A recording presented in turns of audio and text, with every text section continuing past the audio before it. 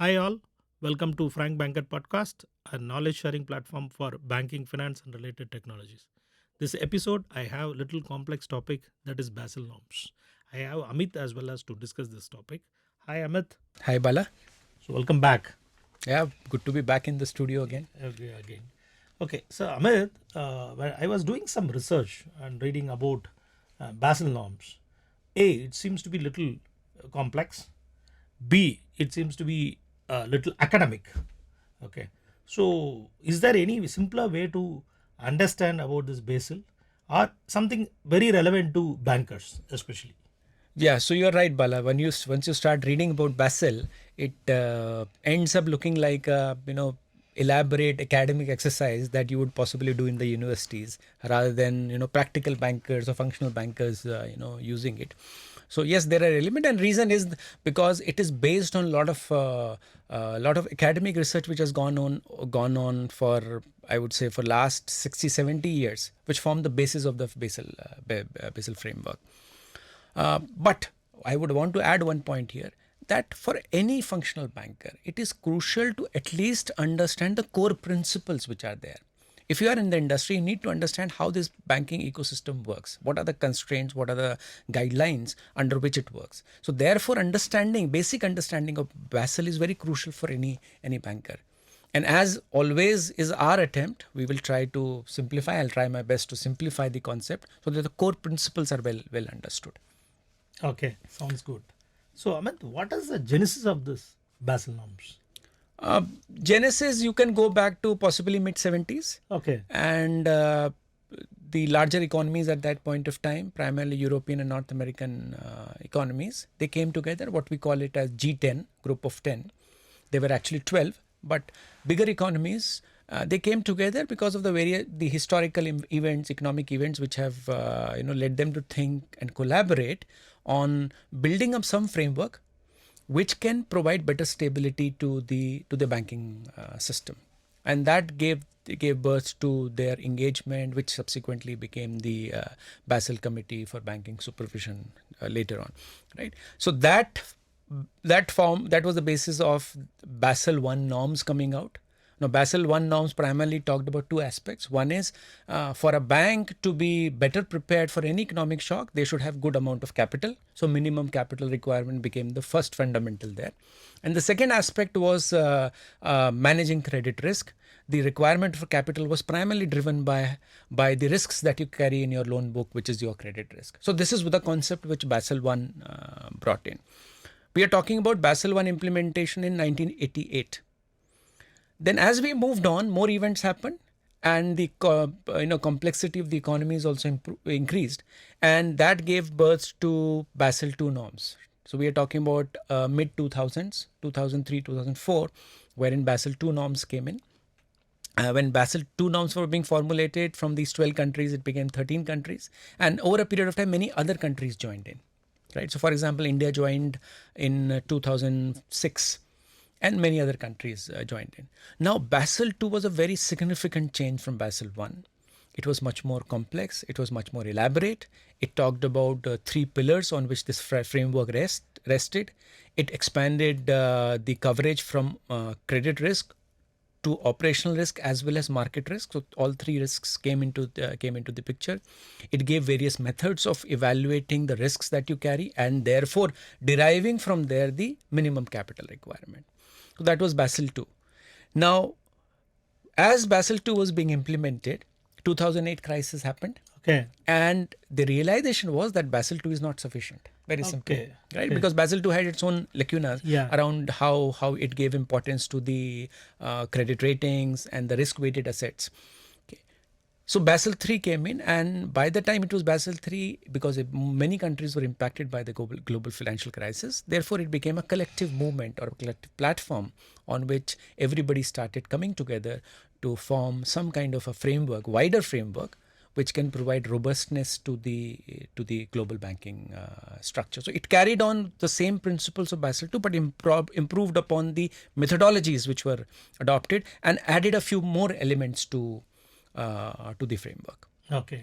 That's in brief the history. Interesting. Amit, you mentioned about capital pillars, risk, etc. So let us go one by one so that viewers also will get the best clarity. Okay, so first thing to understand, and a good visualization if you want to understand this concept of Basel, is again in simple terms, is let's say you want to build up a very lavish house, okay, where you want high ceilings, lavish lobbies, etc. And let's say your house has some 5 rooms, okay. Now for the ceiling to be high, for the building to be strong, it will rely on the height of the pillars and the strength of the pillars or the beams that you will put, right? And that is what the 3 pillars of Basel framework primarily are. Now, what are these three pillars?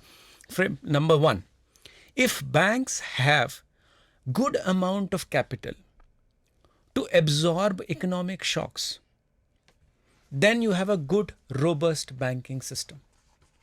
Okay. If supervisors in the economy monitor and put checks and balances in a proactive way, then you have a good economic and banking system.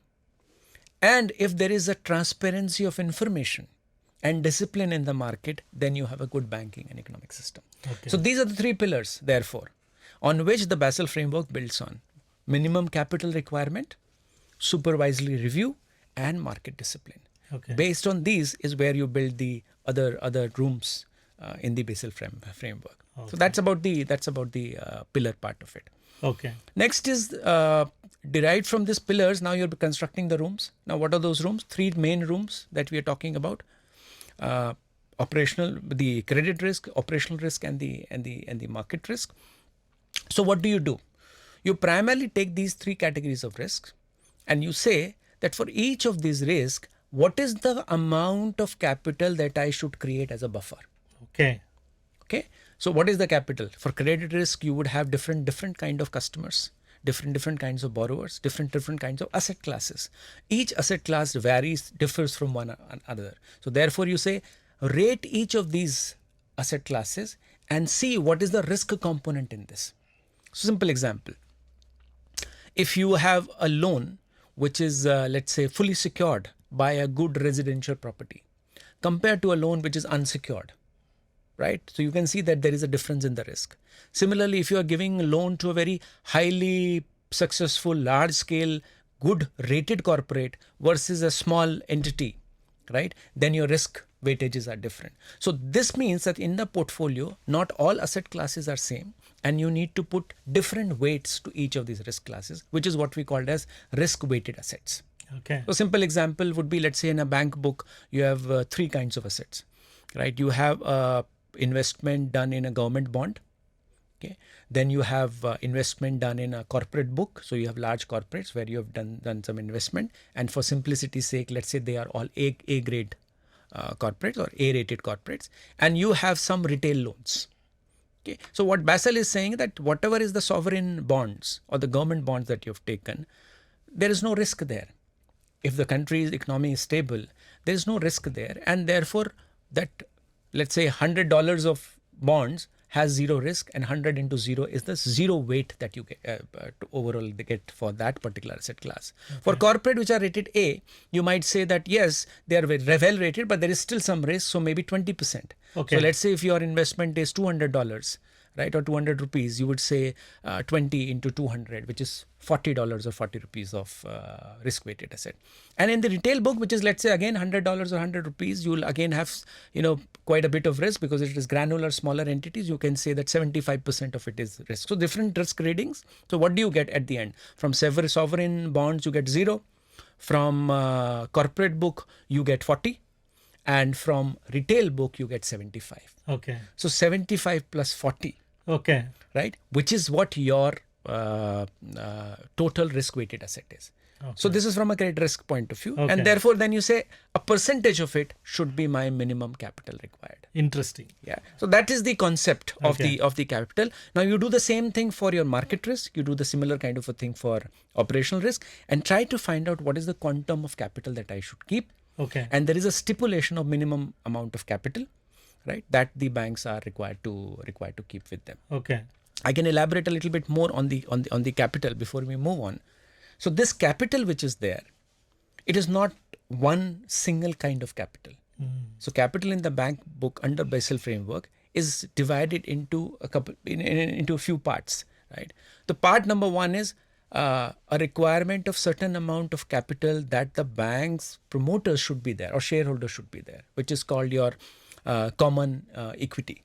Okay, so that is the core or the most stable part of the capital. Then they say the first, when there is an event which is happening, a negative event which is happening, which is leading to higher credit risk or market risk, banks need to absorb it. This is the first place where they will absorb it. Okay, so you keep it, let's say, at around 4%. Okay, different geographies have gone beyond that. For example, in India, it is slightly higher. Okay, so you have that buffer. After that, suppose that capital starts depleting, then you have a capital conservation buffer. That's another 2.5% of capital that you need to keep from your own money. You need to keep some amount there. So it is a tiered system, so to say. It's a layered system wherein as the shock comes in, you absorb shock from one part. If that is not sufficient, then you go to the second part and the third part. Okay. Right. So third part is your tier 2 capital. Correct. So like that, there are multiple levels of capital which is there, a well structured way, and you would say around 9%, 9.5%. In India, we talk about 11.5%. Okay, of capital which should be there against what? Against the risk-weighted assets that you have calculated. So that is broadly your capital requirement, or as we also call it, regulatory capital, which is required. And this is what your pillar 1 is about. Minimum capital requirement. Okay, Amit, you mentioned that we are building constructing a big rooms. So, which are all the other rooms of this Basel norms? Could you please elaborate? Yeah, so good point, Bala. So we talked about 3 risks, which are the 3 main rooms that we are talking about. But apart from that, Basel also brings in a few more aspects, which is one important aspect it brings in is about leverage. Now, banking is a business wherein you put in equity and then you borrow more and more money and then lend it out, right? So it's primarily a high leverage business, but there is a limit to how much leverage there should be. So Basel introduces a norms of a leverage ratio, and there is a cap of say 3%, which is there. So if you are putting up, let's say, loans of $100, then you should have $3 of your own equity. So that is what it primarily means. Then another aspect is around liquidity management. Banks need to ensure that they are managing their cash flows well from an asset liability mismatch point of view. So for example, if you have taken on day one 500 rupees or dollars of deposits, and that has been given as loans to multiple parties, multiple borrowers who are going to repay you $100 per month. Month 3, your depositors say, give us our $250 back. But how much you are getting back? You are getting only $100. So then you have to arrange for that $150 gap. And that is what your liquidity management will essentially be about. The third aspect which Basel talks about is identification of systemically important banks. And this is you can say, impact of the global financial crisis where multiple bank failures happen. Okay, so you're talking about globally, there are banks which are much bigger than others, and their failure will impact everybody much, much more, right? So you need to have additional capital requirement, additional controls and checks for them, for the globally systemically important banks, or GSIB as we call it. Similarly, for each geography, there will be certain significant banks. So for example, in India, SBI, HDFC, ICICI, some of the bigger banks, and they become domestically systemically important banks. So RBI in DSIB cases would ask for additional 0.2%, 0.3% capital to be brought in by these banks. Smaller banks may not have that requirement. So that's the third aspect which Basel brought in. Now there are other minor nuances which is there, but I think Basel 3 has tried to cover quite a bit of ground from Basel 2. Okay. Amit, what is the future of this Basel norms? In terms of future, there are few aspects of Basel 3 which in my observation are some bit of gaps. So for example, as you increase capital, okay, and the capital requirement, and capital over here we are talking about the common equity requirements, or the way long-term equity is to be brought in, long-term capital is to be brought in, and that comes at a cost. Okay. And as you increase that leads to question whether you're using the capital efficiently. Okay. Correct. So that is one balance which Basel norms need to achieve over a period of time. This debate is an ongoing debate. But it leads to one other issue, which is now if for regulated entities like banks, you have capital requirement, and anything new that they want to do, you want to increase capital requirement to cover the risk, right? It becomes difficult to justify this equation. So there is a regulatory arbitrage, so to say, to take up some of the things and put it in the shadow banking space, right? What does it mean? It means that some activities fintechs would do and they will carry the risk because they are not systemically important as of now. But if banks had to do it, the regulator would consider that it to be high risk and therefore capital requirements will be higher. So there is a sense of regulatory arbitrage there, letting the shadow banking or the smaller entities or the non-regulated entities also take part in it. So you can evaluate whether that is increasing systemic risk or decreasing systemic risk. That's an ongoing debate around it. The third element, which is I think a difficult piece, but should be considered, the interconnectedness between the geographies, and Basel III norms do not specifically talk about this interconnectedness, which is also a global systemic risk. So these three aspects, I think over a period of time, it has been an evolutionary process. And it has not been easy, because just to tell you that Basel is Basel norms that we talk about, the BCBS is primarily a consensus driven bodies, and you have 45 countries on the table there, and getting a consensus, because everybody had their own constraint, challenges, and interpretations, and therefore it is an evolutionary process. I am sure these aspects will also get addressed as we go along. Interesting, Amit. So Basel norms, you simplified. Yeah, we tried that, Bala. Yeah, you we tried simplified. that. Anyway, I'm sure viewers also would have got the wonderful insights on Basel norms. Okay, and we keep catching up. Sure, Bala. Sure. Yeah. Viewers, I'm sure you all would have enjoyed the insights on Basel norms. Since it's a complex topic, we have prepared a docket. Write to us, the docket will reach you for sure. Okay. Don't forget to like, comment, and share. Thanks again. Thank you.